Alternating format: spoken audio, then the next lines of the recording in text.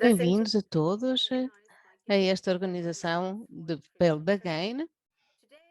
Hoje vamos falar sobre o que é que está em jogo para as futuras políticas de alimentação. Temos que manter os mercados a funcionar durante e após a pandemia de Covid-19. Fizemos um estudo em 6 cidades de 3 países e estas são Bujaua, no Paquistão, Beira e Pemba, em Moçambique, e cada cidade tem diferentes ambientes sociais e contextos. Eu sou Andrew Evan Jones, associada sénior da GAIN, e estou aqui hoje com os nossos peritos, o nosso painel que nos vai apoiar no evento de hoje. Gostaria de dar-vos algumas notas introdutórias. Nós estaremos, por exemplo, se quer fazer perguntas, está no lado inferior do vosso ecrã uma caixa de perguntas e respostas. Vamos estar a analisá-las e voltar durante a sessão e tentaremos cobrir todas as vossas perguntas. Continuem, por favor. Se precisarem, como sabem, tem interpretação, a Swahili, português, Urdu. Por favor, vejam as definições no fundo do vosso ecrã e vejam as instruções no slide. Avançando, é o meu prazer apresentar-vos o primeiro orador, o Bacon Kaya, é consultor sénior do Food System Transformation e é co-presidente deste painel.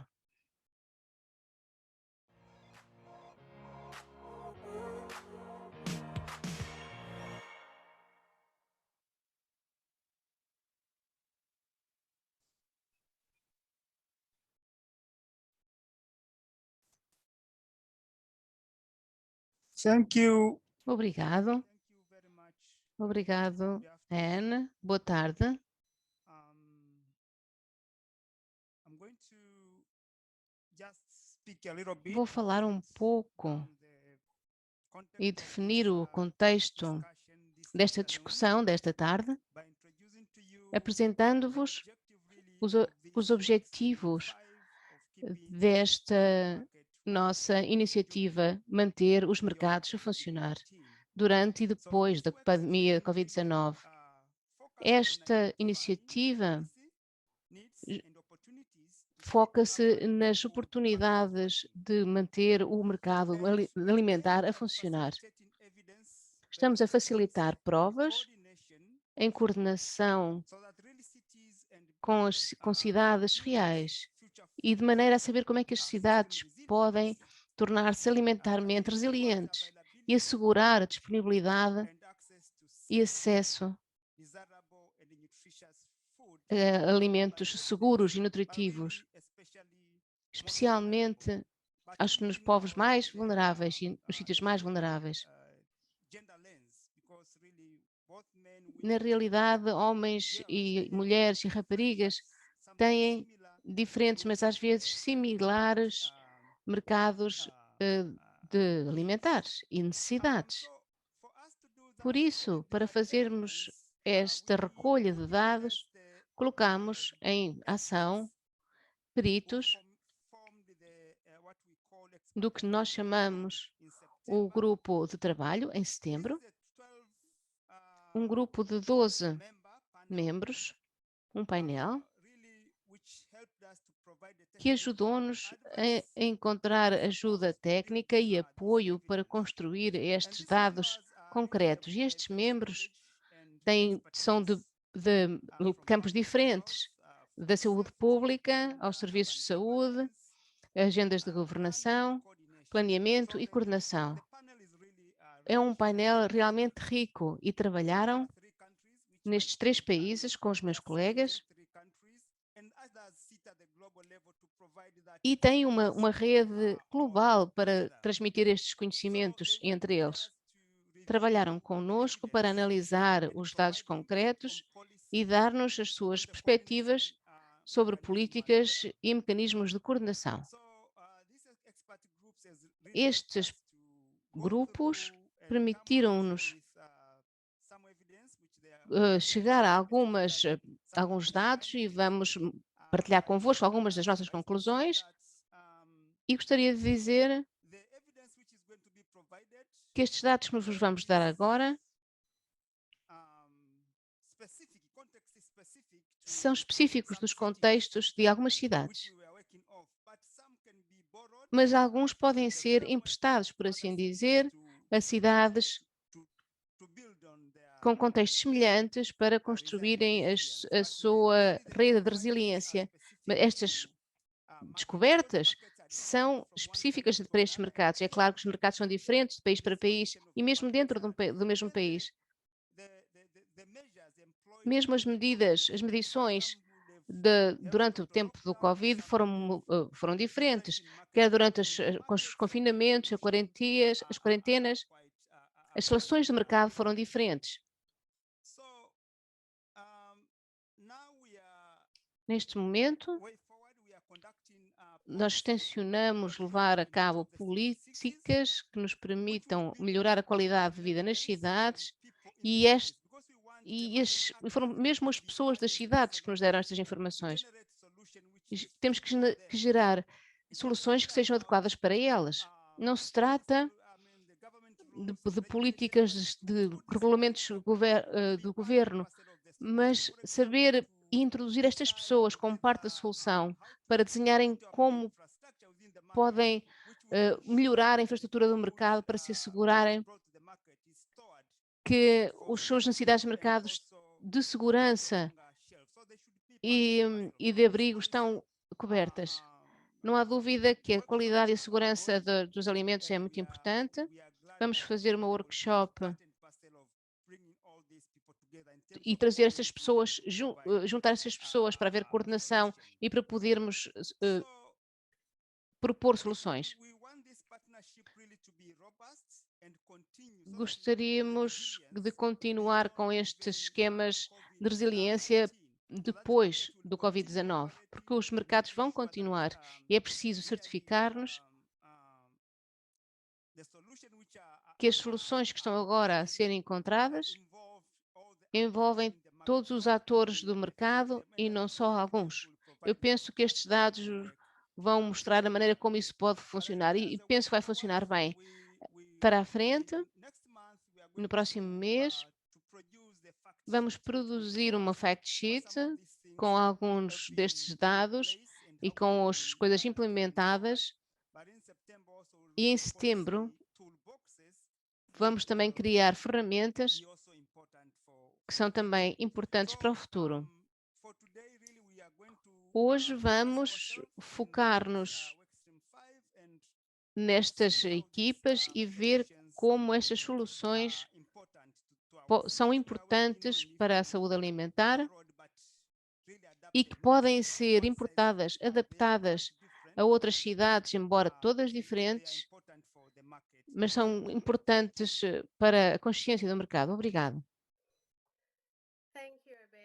Muito obrigado, Obey. Foi muito interessante. Gostaria de lhe perguntar se uma dimensão é boa para todas. Estava a dizer que há coisas diferentes e que há dados nacionais, dados locais, e estava a perguntar, cada uma destas cidades, em que países são tão diferentes, até que ponto é que isto pode ser importante para outros intervenientes, dentro do governo, fora do governo, elementos do mercado, de maneira a ajudá-los na tomada de decisões. Muito bem, obrigada. Eu penso que estes dados e tudo o que podemos chamar é muito útil, como dissemos, para dar poder às pessoas localmente, porque elas estão a ser envolvidas no desenvolvimento das políticas que as afetam a elas pessoalmente. Queremos juntar os vários atores do mercado que fazem parte da solução. Não é que estejam lá para ouvir o que estamos a dizer, todos temos que ouvir todos uns aos outros, temos que nos juntar todos e ser parte da solução. Por exemplo, o governo e as políticas de ambiente. As políticas de ambiente têm que ser feitas e parte deste sistema. Os consumidores, os vendedores, os decisores políticos das cidades devem ser reunidos e esperemos colá-los uns aos outros, de maneira a que eles possam fazer uma solução de longo prazo. É muito útil que as cidades, quando estamos a aplicar estas soluções, podem ajudar-nos a avançar e a saber como é que a coordenação pode ser feita e como é que a coordenação pode fazer um papel muito bom em fazer o mercado funcionar e criar a resiliência no futuro. Estamos a construir a capacidade e a dar poder ao governo para a continuidade.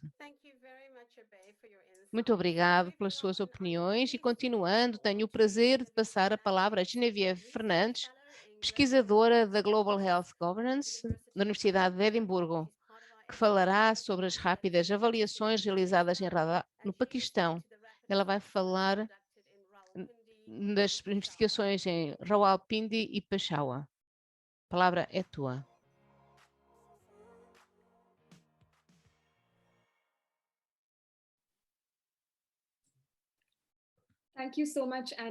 Muito obrigada, Annie, e obrigada, Obi, por apresentar.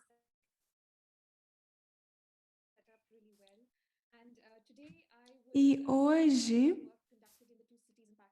eu vou falar sobre o trabalho de Rawalpindi e Peshawar, mas antes de dar início, eu quero compartilhar que hoje estou a representar o painel de GAINS do Paquistão, e eu trabalho muito próxima com os meus colegas, Aham Shalib Shalab, que tem mais de 30 anos de experiência em planejamento e política de nutrição, Rashia, que é responsável pelos serviços, e todos os meus colegas e todos os insights que eu vou compartilhar convosco é um resultado de um trabalho de equipe dos meus colegas no Paquistão.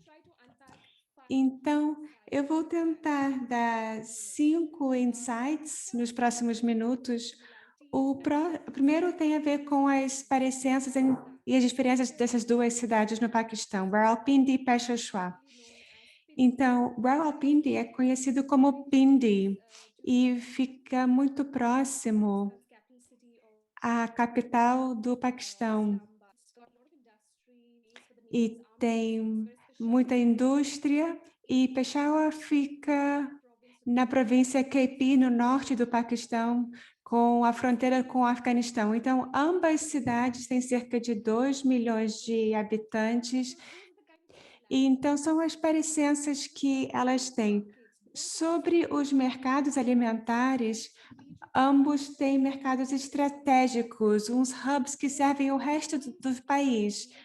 Então, nós temos que lembrar que existe muito movimento de pessoas, muito movimento de alimentos. São 2 hubs centrais para os sistemas alimentares nessas províncias. Do ponto de vista de uma avaliação rápida, identificamos outras semelhanças. Por exemplo, a maioria dos vendedores com quem falamos eram homens, e isso nos diz alguma coisa do aspecto cultural do nosso país, do Paquistão. E é muito comum realmente ver os homens a trabalharem nos mercados. É muito raro que sejam as mulheres. Nós fazemos parte da cadeia de abastecimento alimentar e trabalham como na venda também, mas as mulheres são invisíveis no sistema. A maioria das pessoas que trabalham nos mercados, os vendedores, tem um negócio que já passa por várias gerações, então são as semelhanças que identificamos em ambas as cidades. Mas no que respeita à Covid-19, os vendedores do mercado estavam muito conscientes sobre a pandemia, a maioria tinha o hábito de usar máscaras, então tem uma proposta de usar máscaras e defendem isso. Mas, por exemplo, em Rawalpindi, muitos vendedores que disseram que usam máscaras e álcool gel e têm onde lavar as mãos, por exemplo, e limpam as superfícies onde trabalham. Em Peshawar, menos pessoas relataram isso. Então, no mesmo país, tem duas cidades com duas práticas distintas, então 2 níveis praticados de uma forma distinta pelos vendedores. Uma outra informação que obtivemos em relação ao comportamento, alguns vendedores praticam certos comportamentos como o uso de máscara, higienização das mãos. Isso é algo que cabe ao vendedor. Mas, por exemplo, lembrar os pacientes que têm que manter um distanciamento ou solicitar que os seus clientes usem também a máscara, isso é uma outra diferença. Então, o que está no controle do vendedor e o que está mais nas mãos do poder do governo, que pode influenciar também esses comportamentos? E um outro insight tem a ver com a demanda também e o suprimento. Então, nós não tivemos quebra de suprimento e isso continuou, apesar de uns problemas iniciais, mas a demanda foi mais afetada. Então, mesmo em termos de demanda, existe uma demanda de lares e uma demanda também comercial. Então, milhares de pessoas perderam seu trabalho, tiveram uma redução de rendimento, mais uma inflação afetou muito as pessoas terem acessibilidade em poder comprar alimentos ricos em nutrientes, como legumes, e houve um aumento de demanda para óleo, para trigo, para arroz. Então, isso é muito comum de ver em partes mais pobres em que o som da oradora está com falhas. E, dado as orientações da Covid-19, hotéis encerraram, restaurantes também, muitos lugares de eventos também encerraram, como locais de casamentos, então reduziram também o número de horas, e isso afetou muito a demanda comercial para alimentos. E como isso caiu, o custo de alimentos nos mercados locais aumentou. E isso também afetou a demanda dos lares e a possibilidade de comprar alimentos. Então, temos que lembrar que todos esses fatores estruturais estão interconectados. Então, é uma teia bastante complexa que tem que ser analisada e temos que ter a consciência de que existem vários atores nesse ecossistema e temos que lembrar quais são as preocupações dos atores e lembrá-los que realmente fazem parte disso. E a GAIN faz isso muito bem com esses workshops de política alimentar.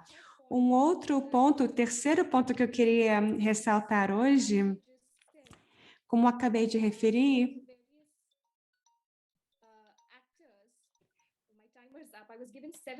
me deram 7 minutos para falar e eu acho que acabou o meu tempo.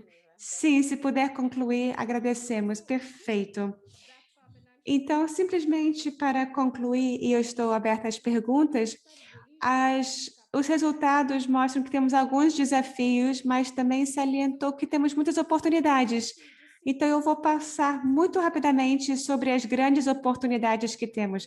Claro que havia pouco conhecimento sobre certas coisas, mas é uma oportunidade, então, de tentarmos mudar isso e ter programas de comunicação. E a segunda oportunidade é que temos vários atores a nível da cidade, várias agências e ONGs que coordenam essas agências. Isso é uma grande oportunidade também para criarmos umas soluções harmonizadas de recursos. Muito obrigada. Obrigadíssima, Genevieve. Então, haviam algumas diferenças entre os vendedores de todos os tipos de alimentos fornecidos entre Rawalpindi e Peshawar. E claro, o fato de que Paquistão tem um sistema mais provincial de gestão dos alimentos, e nós vemos isso nos mercados de peixes e legumes e de carnes. Então, como é que você pode comentar essa questão das vulnerabilidades? Quando pensamos na palavra vulnerabilidade, a primeira imagem que nos ocorre é alguém que não tem muitos meios, então um consumidor que é pobre, que é uma mulher ou uma mulher solteira ou viúva, e isso é um grupo vulnerável chave, mas nesse sistema, nesse ecossistema do Paquistão, identificamos outros atores igualmente vulneráveis. Então, o mercado oferece muitos empregos. Existe muito emprego informal, motoristas, pessoas que ajudam a carregar e descarregar produtos. São rostos invisíveis, mas são como se fosse a espinha dorsal do mercado. Então, quando houve o confinamento, essas pessoas ficaram sem emprego e muitas vezes não vivem na mesma cidade, vêm de outras zonas do país e ganham menos de $2 por dia. Então, teve um grande estresse financeiro, insegurança também de emprego. Isso é um outro grupo vulnerável. E o terceiro grupo que eu quero falar são os trabalhadores que vêm para trabalhar de uma forma migratória. Então, nós temos seguranças que trabalham e eles são vulneráveis também, porque eu acho que um fator importante é identificar todos os atores e percebermos qual é a vulnerabilidade de cada ator e como podemos endereçar essas questões. Muito obrigada, Genevieve. Isso é muito útil, sobretudo por compartilhar como essa situação da Covid afetou Rawalpindi e Peshawar.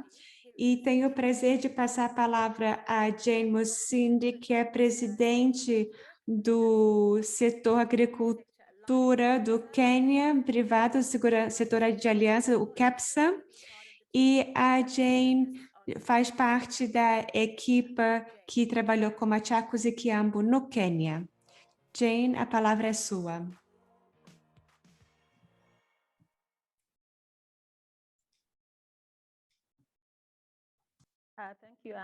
Muito obrigada, Ana. Obrigada a todos por esta oportunidade. Só um momento. Tenho um prazer de trazer os resultados do nosso trabalho, dos nossos estudos,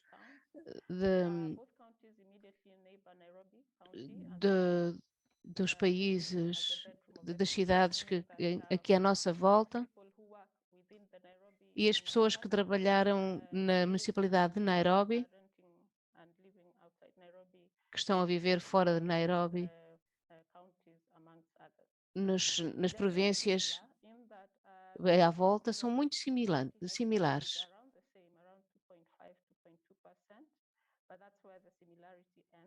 É aí que têm populações muito próximas, mas é aí que acabam as semelhanças. Esta zona é autossuficiente na sua alimentação e tem, comparadamente com Machacos, que é aproximadamente 3.000 pés acima do nível do mar, não tem muita agricultura. Por isso tem que importar a sua comida de outros países e de outras regiões. Tem muita terra acessível, mas não a usam, ao contrário do Kiambu. E se virmos a população que é semelhante nos e noutros, dos nossos estudos, nós basicamente entrevistamos 85 vendedores em cada um destes mercados, dos 18 aos 65 anos, 65% dos 18 aos 25 anos, o que é um bom sinal. Gostaria de falar-vos que quando chegou o Covid, o governo impôs instruções a todos. usar a máscara em público e que cada sítio público tem de ter alguma coisa para lavar ou desinfetar as mãos. E quase 100% dos vendedores que consultei tinham estes dispositivos. O distanciamento social era mais difícil, porque as pessoas, quando estão nos mercados, não conseguiram manter essa distância de segurança. Não havia espaço suficiente para o distanciamento social. Os estudos revelaram que todos os vendedores tinham este problema do distanciamento social.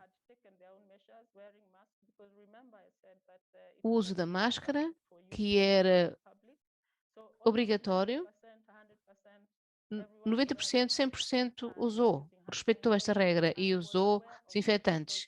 E estava ciente de tudo isto porque houve uma grande atenção dos médias sobre estes assuntos e difusão. Os vendedores em ambos os mercados conseguiram funcionar, mas para funcionar as pessoas tinham que vir ao mercado. Por isso, com as restrições que estavam eh, em vigor e como as pessoas estavam em confinamento, as pessoas não podiam ir às cidades dos mercados. Tinham que estar perto de casa. Mas porque não podiam fazer atividades económicas e a maior parte das pessoas tinham empregos próprios, portanto, eram autossuficientes. Com isso, alguns vendedores, principalmente no Quiambo, que eram produtores líquidos, tiveram dificuldade em levar os seus produtos ao mercado. E o que aconteceu é que não conseguiram escoar alguns dos seus produtos por não ter acesso aos mercados. E cerca de 60% dos vendedores tomaram algumas medidas estratégicas, mas não sabemos exatamente quais foram. E, finalmente, os vendedores tiveram dificuldade em contactar com fornecedores externos e viraram-se mais para os fornecedores internos. E vai haver comunicações sobre isto mais tarde.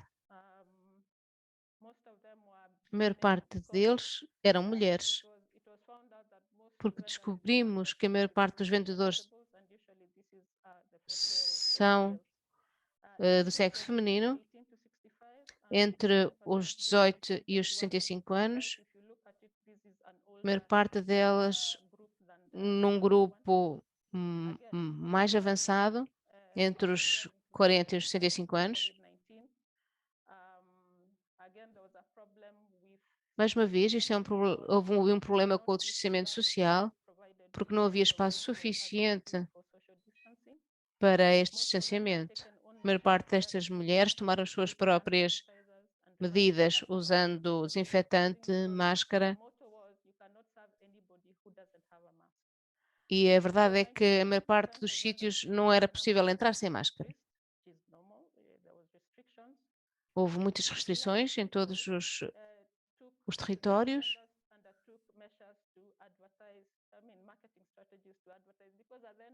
E houve aqui restrições também na distribuição dos seus alimentos.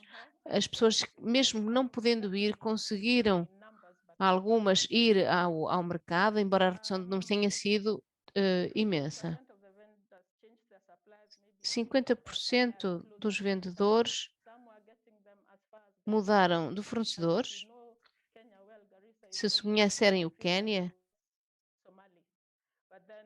ao norte a Somália, e tiveram de escolher sítios onde iam buscar a comida de maneira a consegui-la trazer a tempo para os seus compradores internamente. Houve workshops de saúde que foi promovida e muito bem frequentada por membros do governo no nível de saúde. temos de fazer mais destas oficinas em segurança alimentar.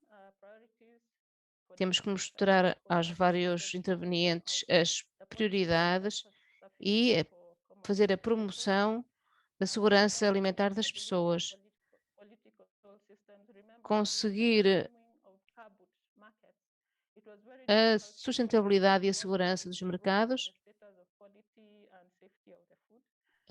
as questões de segurança e da proveniência da comida estiveram um pouco em jogo. Temos que estabelecer políticas para conseguir mercados adequados. Estes mercados não se podem colocar especificamente em nenhuma norma formal conhecida. Ainda há muito a fazer. Temos de alterar muitas políticas.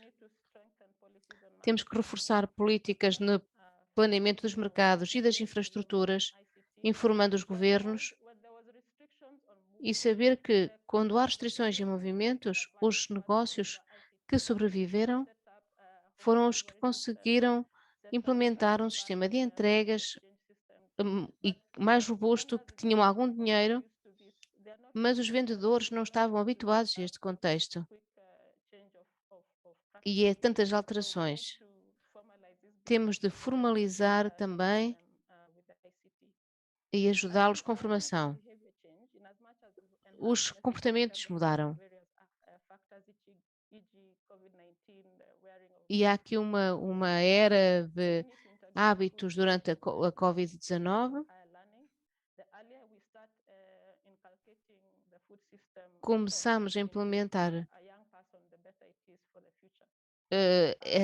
segurança alimentar nas aulas online, porque quanto mais cedo começarem as pessoas a ter consciência da importância da saúde alimentar, melhor. O governo está a ser muito proativo nestas questões. Estão a regular com medidas, mas será que têm controlo sobre o sistema dos mercados para ajudar os esforços? Temos que conhecer o mercado tal como ele é. Sobre o Comitê do Mercado, o trabalho que foi feito nas entrevistas, falou-se muito nesta questão da disparidade entre o que estava a ser feito em termos de medidas sanitárias e o que estava a ser percebido localmente. E tal como falou, o financiamento móvel tornou-se uma ferramenta muitíssimo importante para conseguir que consigam reverter as questões normais do sistema. Não há um sistema regulamentar à volta disto. Gostaria de falar um pouco sobre isto? Sim, obrigada. Com o ICT e sobre a área das regulamentações, o que está a acontecer é que o governo também regulamentou o uso, ou por outra, a recomendação de não usar o dinheiro físico e fazerem transferências com os seus telemóveis. E o que acontece é que os regulamentos não avançaram em ritmo adequado. E quando a pessoa está a ser paga, o comprador tem ainda de fazer muitos passos, as coisas não estão automatizadas ainda. Alguns vendedores tinham medo que a transação não fosse concluída e que a entrega do alimento não fosse aceite. Temos de ter consciência que é preciso regulamentos à volta das fraudes para adaptar a tecnologia. E temos que apoiar o acesso à tecnologia também. É um ponto muito importante. É muito importante, sem dúvida. É fundamental que os vendedores também possam ter acesso a este conhecimento e saberem lidar com o sistema. Obrigada, Jane, pelo seu tempo. Gostaria de passar a Redflix. For the International Food Policy Research Institute, IFPRI. Danielle has been very active in our Mozambican A cities. Daniela é muito ativa nas cidades de Moçambique, então passo a palavra a Daniela, do Instituto IFPRI.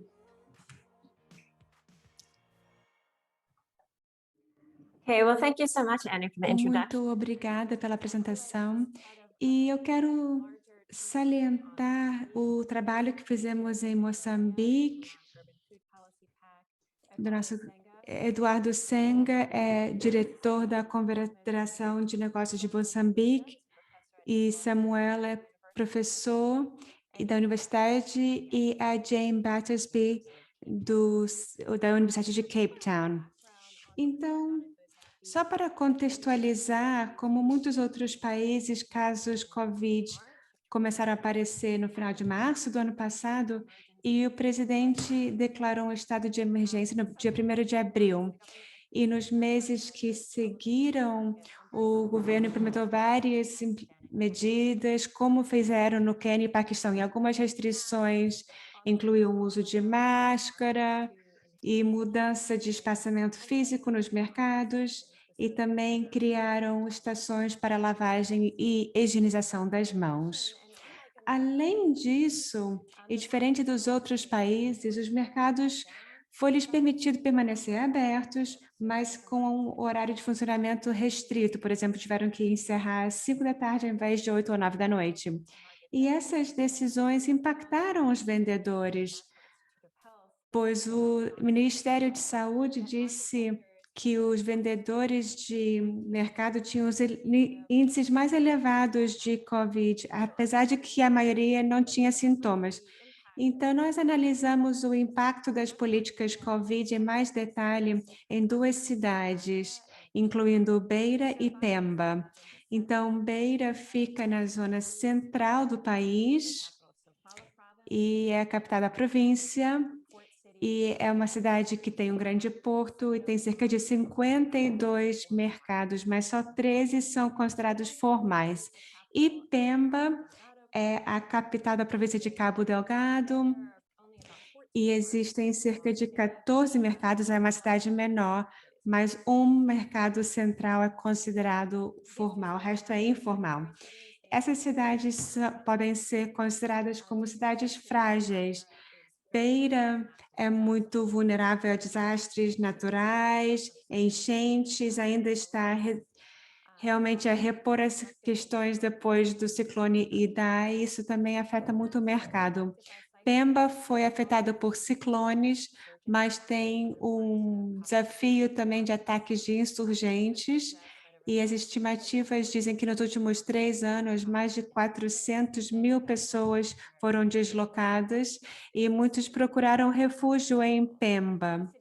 Então, a cidade tem que lidar com essa questão de milhares de deslocados. Então, o acesso a alimentos que já eram elevados foi ainda mais exacerbado. E muitas pessoas estão tentando conseguir rendimento através de vendas nos mercados. A infraestrutura é um bocado pobre, faltam também questões de saúde, de higiene, e também na altura em que a COVID-19 foi detectada, também estavam a sofrer incidentes de cólera. Então, vamos ver os impactos da política COVID-19 nesses vendedores. E o projeto da GAIN usou 2 metodologias. O primeiro foi grupos de foco, cerca de 7 grupos com agentes separados, e fizeram também um inquérito com cerca de 100 vendedores em 3 mercados por cidade. E os resultados apontam que um dos principais efeitos nos vendedores foi uma redução no horário de funcionamento. Então, isso afetou imenso os mercados. Eles não foram encerrados, mas o horário de funcionamento foi reduzido. Isso teve um impacto negativo no sistema. Então, por exemplo, mulheres em Beira e os pescadores saem à noite e vendem depois às pessoas que trabalham no dia seguinte. Mas com a redução dos horários, o peixe estragava da noite para o dia. e também havia menos pessoas entrando nos mercados devido à redução de horário de funcionamento e um medo também de entrarem nos mercados devido a medo de contrair Covid.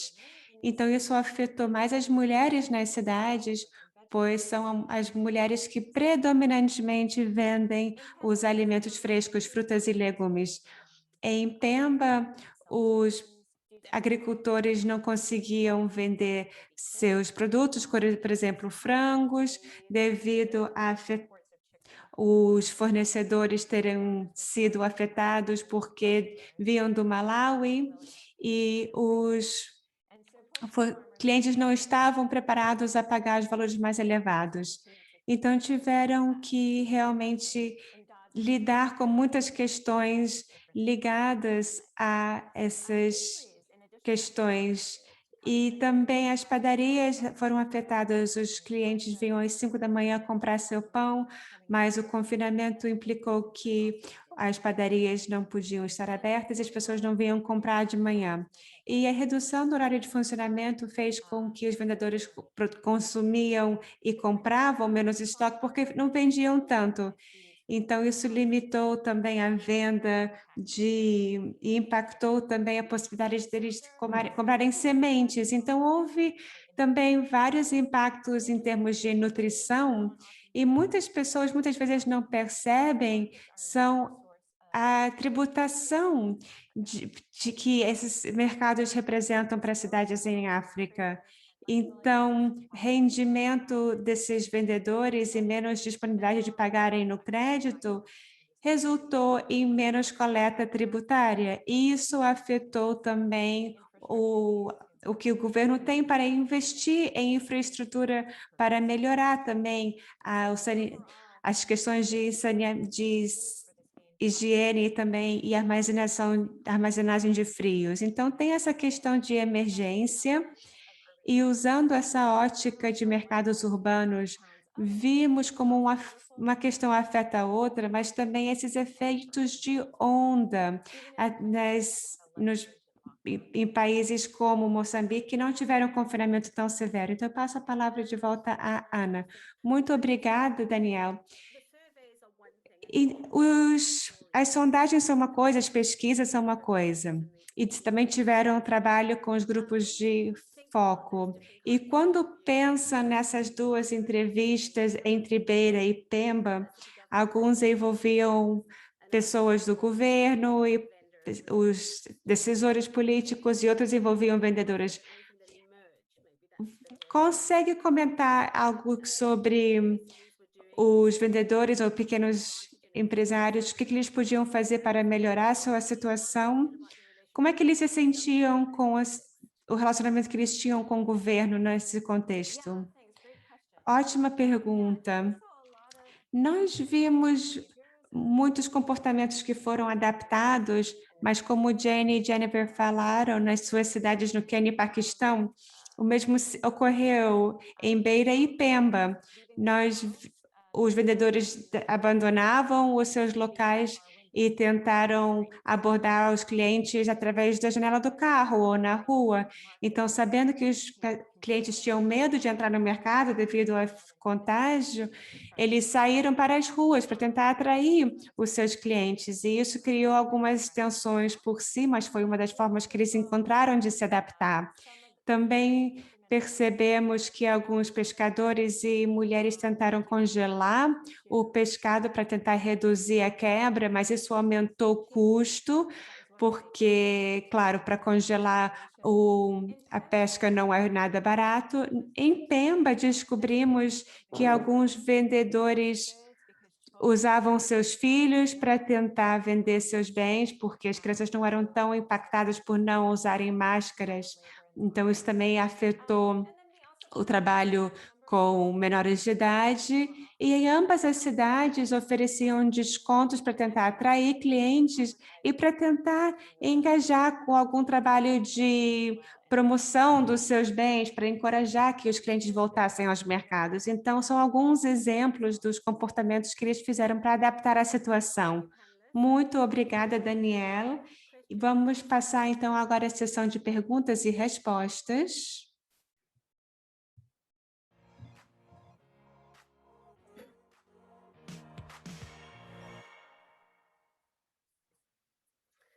Thank you very much. So I'm just going to have a Muito look at obrigada. Eu vou ver agora algumas perguntas que fizeram. Entre as cidades, as 6 cidades que referimos, o que acreditam que são temas que precisam ser endereçadas em termos de governança de sistemas alimentares? Eu vou passar a palavra para a Genevieve em primeiro lugar. Obrigada. Obrigada, Ana. Aqui no Paquistão, nós descobrimos que, claro, existem desafios estruturais que vemos também em outras cidades. No Paquistão, temos uma crise financeira. Então, tem um desafio de recursos, de infraestrutura também. Mas eu acho que o maior aprendizado foi de esperança. Temos atores diferentes nas cidades. Então, temos as agências, temos o departamento público e vários atores, e cada um faz bastante. Então, a força de realmente melhorar a coordenação, melhorar o diálogo e tentar criar uma harmonia nos recursos, ao mesmo tempo dando mais poder para os vulneráveis. Acho que essa combinação pode ser muito usada para política nessas cidades. Então, isso foi um grande aprendizado que nós vimos em Rawalpindi e Peshawar. Eu passo a pergunta seguinte para a Jane. Uma das coisas que aconteceu no Quênia foi que essas disrupções, mesmo pequenas, eram significativas. Então, a pessoa que descarregava as batatas no mercado ficou sem emprego. E isso teve várias ramificações. Por exemplo, homens que nem sempre são ativos no setor de legumes e frutas, para terem mais atenção, eles baixavam as máscaras e gritavam, então isso tornava eles mais vulneráveis. Então, aconteciam certas anomalias. Pode comentar um pouco sobre isso, Jane? Sim, o que eu entendi são 3 palavras: resiliência, inovação e coordenação. Aqui no Quênia somos muito resilientes, então quando tem um desafio, tentamos contornar esse desafio para sobreviver. Então, quando vê um homem que baixa a máscara, então a coisa seguinte que ele vai fazer é gritar. Então, o que eu acredito que seria uma solução seria um sistema melhor coordenado, em que todo mundo entende seu papel e todos entendem a importância que eles têm. Então, quando uma pessoa está a gritar, ele tem que entender bem, eu estou a gritar, mas então eu represento um risco para as pessoas. Então, uma vez que isso é compreendido, isso melhora o sistema.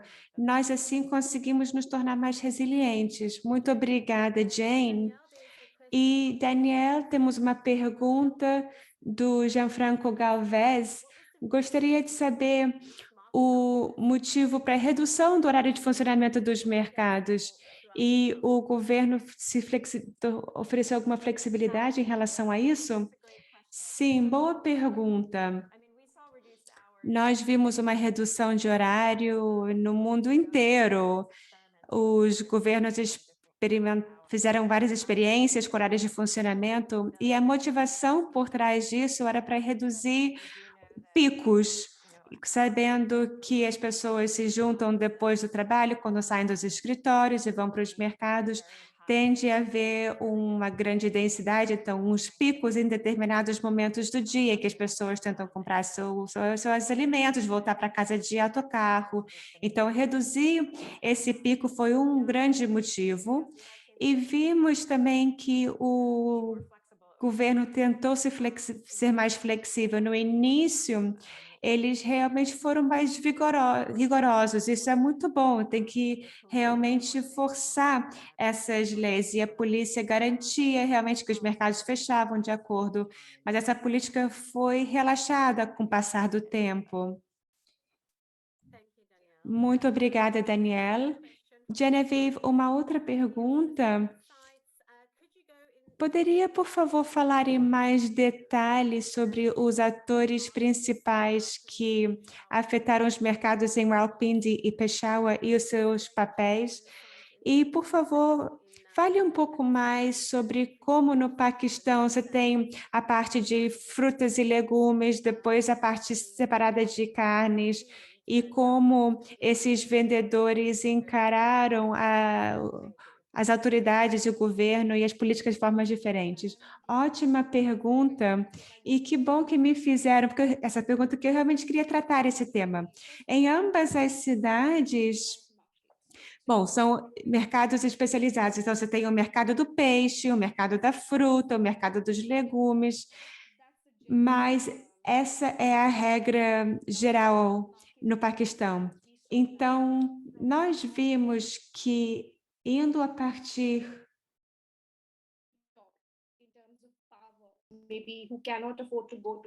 por exemplo, uma pessoa que não pode ir para um supermercado, ele vai para um mercado de rua, a internet da palestrante está com falhas. Pedimos desculpas. Então, o trabalho funciona de um dia para dia. E aí tem vendedores pequenos, vendedores maiores, vendedores que fazem isso há anos, tem muito capital para investir. E aí tem os comitês do mercado, que são órgãos do governo e trabalham com as autoridades. E tem várias agências dentro desses conselhos para realmente ficar de olho na operação. E na Covid, o governo quis implementar protocolos. Então, isso se tornou um desafio, mas como eu referi, indo de baixo para cima, é assim que funciona o poder. Então, tem uma dinâmica de poder em jogo. E falamos aos vendedores, olha, tem que seguir certas práticas. E eles podem ou não seguir a regra. Então, como a Jane referiu sobre o exemplo da máscara, aqui no Paquistão nós vimos que alguns vendedores sentiam que se usassem a máscara não iam conseguir falar. Então, se eles não fizessem um passar bem, por exemplo, eles tinham medo de perder o cliente. Então, são algumas questões culturais que temos que levar em conta quando queremos mudar os comportamentos e essas práticas. Muito obrigada, Genevieve. Sara Obey, há aqui uma pergunta. Sabe o que é que aconteceu com a questão do desenvolvimento do dinheiro e como é que isso afetou a dinâmica dos mercados? A Daniela também já falou disso. Acho que o que sabemos é que alguns dos vendedores não tinham toda a parte burocrática para beneficiar e saber todos estes procedimentos. A palavra é sua, Obey. É justo. Pode repetir a pergunta, por favor? Temos uma pergunta que fala sobre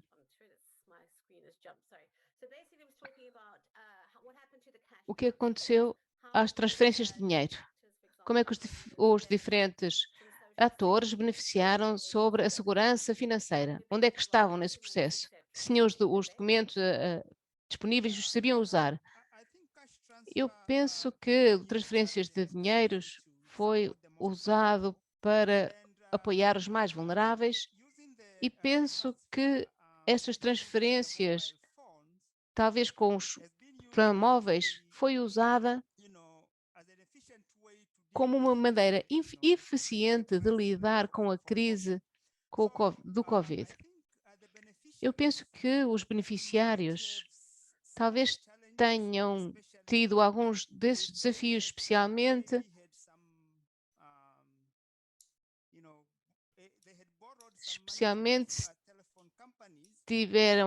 se pedissem dinheiro de uma companhia telefónica, por exemplo. É claro que isto vai ter impacto no dinheiro que eles vão receber. Por exemplo, para mim, eu acho que foi a melhor maneira de pôr uma almofada financeira das pessoas mais vulneráveis no mercado. Obrigado, Daniel. Tem alguma coisa a acrescentar a esta discussão? Eu penso que nesta questão do Covid-19 vimos que havia, na generalidade, uma atenção aos mercados mais vulneráveis e penso que os programas de transferências de fundos foram falados e que houve aqui uma atenção e uma mudança, uma alteração das maneiras de pensar. Eu penso que estes programas mostraram que os investidores informais são efetivamente importantes.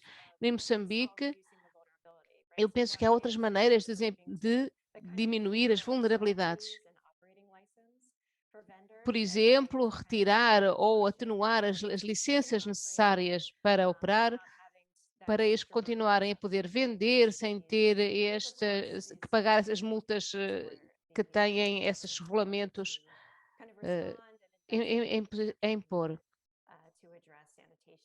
É preciso também ver as questões de higiene e segurança, e penso que muitas cidades nestes países estão a apoiar agora melhor o setor informal. Não sei se estas políticas vão ser todas sustentáveis depois deste cenário de pandemia. Obrigado, Daniel. Já temos pouco tempo. Obrigado.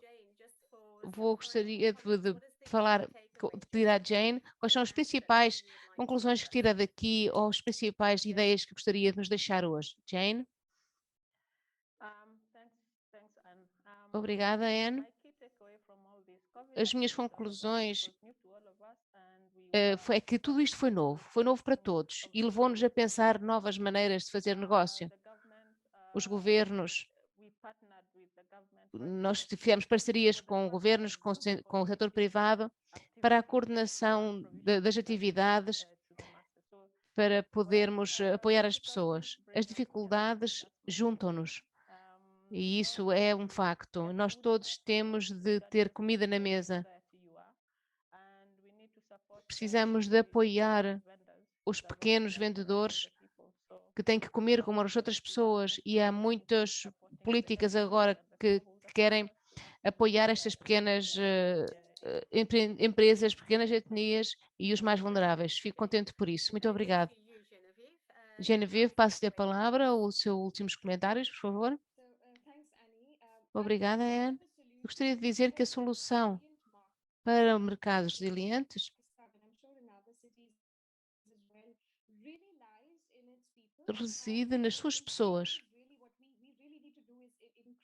E o que temos que fazer é aumentar o conhecimento nestas pessoas e identificar impulsionadores, atores no mercado, pessoas que possam mesmo chegar à cena local e conseguir passar a mensagem. Conseguir chegar aos que são mais vulneráveis, sejam migrantes, sejam pessoas de famílias monoparentais, fazer as medidas e certificar-nos que as pessoas têm um buffer para chegar a essas medidas. Obrigada. Passo-lhe a palavra, Daniel. Obrigada. Obrigada, Anne. Eu penso que agora é um clichê, costumo dizer, mas é verdade que com cada crise vem uma oportunidade, em particular para as cidades frágeis, como Beira e Pemba, onde vimos a confluência de desastres e de contextos de fragilidade. Foi uma chamada de atenção e é preciso combater todas estas crises para conseguir que o mercado seja mais resistente e mais resiliente. Investir na conservação a frio para evitar o desperdício, a higiene e saneamento, melhorar a segurança nos mercados e eliminar estruturas de circulação de ar. É importante sabermos criar novos espaços de mercados para ter uma melhor segurança alimentar para todos. Obrigado.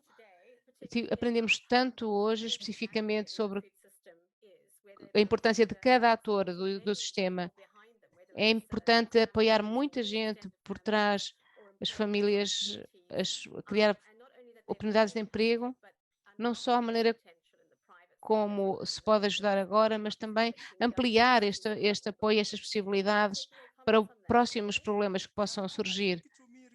Sim, eu penso que para mim realmente construir esta resiliência no mercado requer uma ação bem coordenada, criando uma plataforma que possa juntar as pessoas e gerar soluções. Não é apenas leis que nos digam o que precisamos, mas sentir que todos estes atores se juntam para fazer parte dessa solução e se apropriam da solução que construíram juntos. Não é que algumas destas soluções sejam trazidas pelo governo, mas se os atores não fizerem parte disso, não terá o mesmo efeito. Eu creio que a coordenação, as plataformas, a coordenação é importantíssima para o futuro e para as crises do futuro. Muito obrigado, Obey. Obrigado a todos que estiveram presentes, que se juntaram a nós.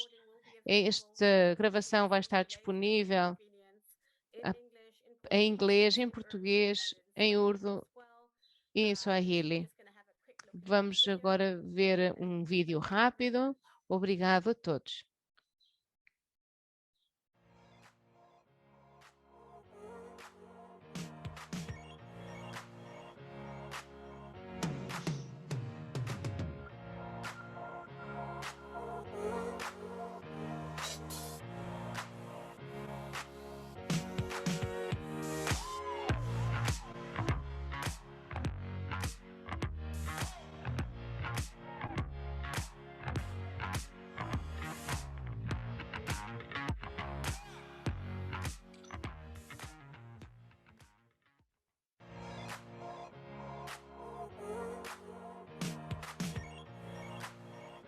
Thank you for joining us. Bye. Obrigada por estarem conosco. Adeus.